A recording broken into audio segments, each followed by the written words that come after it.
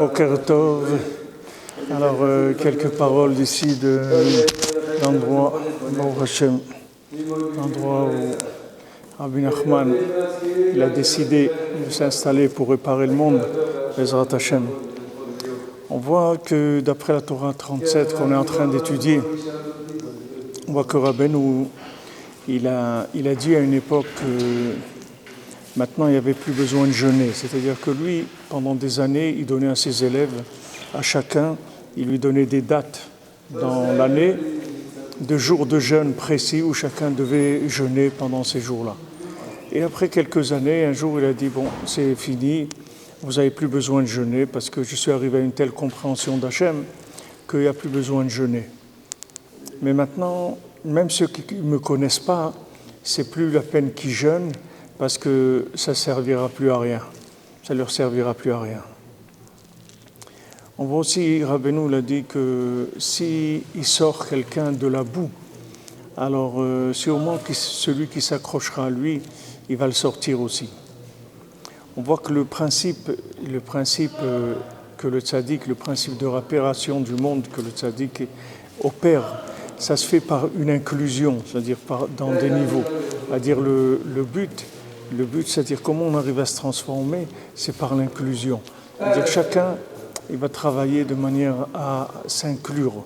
C'est-à-dire tout le travail, ça va être pour s'inclure. C'est pour ça que Rabbi Nachman, il a beaucoup insisté sur l'amitié, sur l'amour, sur le fait d'être ensemble, parce que l'inclusion, elle est indispensable pour la tchouva. C'est-à-dire aujourd'hui, quelqu'un ne va pas pouvoir se rapprocher d'Hachem s'il ne s'inclut pas. C'est comme si vous prenez une route. C'est-à-dire que maintenant, il y avait avant des sentiers battus. C'est-à-dire chacun, il marchait dans des forêts, il essayait de se trouver son chemin, etc. Maintenant, il y a une route. Donc dans cette route-là, il faut rentrer sur cette route-là. Il y a des règles, il faut rentrer dans cette route. Et cette route-là, elle amène Bezrat Hashem à la réparation. Donc Rabbi Nachman, il a dit beaucoup de paroles qui sont dans ce sens-là, c'est-à-dire appuyez-vous sur moi, je fais tchouva pour vous, je marche devant vous.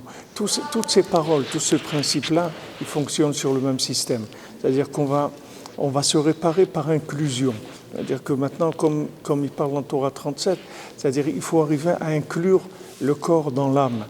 C'est-à-dire par le fait qu'on va parler avec Hachem, qu'on va s'habituer à rapporter à Hachem tout ce qui se passe avec nous, à créer un dialogue avec Hachem, ça va inclure notre corps dans l'âme. C'est-à-dire qu'on n'est plus dans le travail de travailler sur le corps en tant qu'entité par lui-même. C'est-à-dire on ne va plus travailler sur le corps lui-même pour essayer de l'assouplir. On va travailler sur l'âme, et l'âme, elle va aspirer le corps.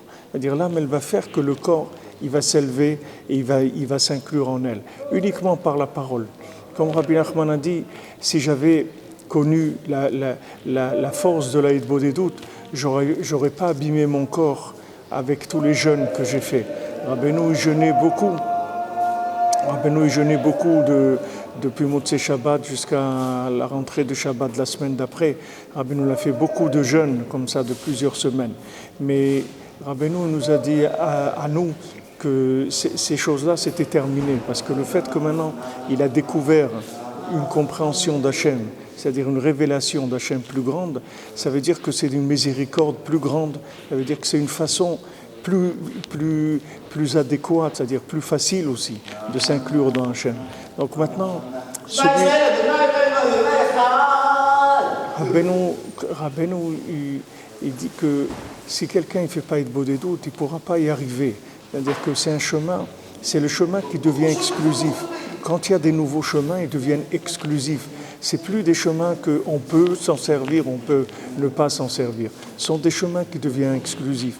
Donc cette pratique-là de communiquer avec Hachem, de s'habituer à lui parler, de là où on se trouve, il n'y a plus besoin d'être dans un endroit spécifique ou d'être là où on est, on parle avec Hachem. Et avec ça, Bezrat Hachem, on répare absolument tout. Tous les éléments qui dépendent de nous, qui sont attachés à nous, qui sont autour de nous, tous ils vont s'inclure par l'intermédiaire de la parole. Bezrat Hachem, bonne journée et be'atzlacha.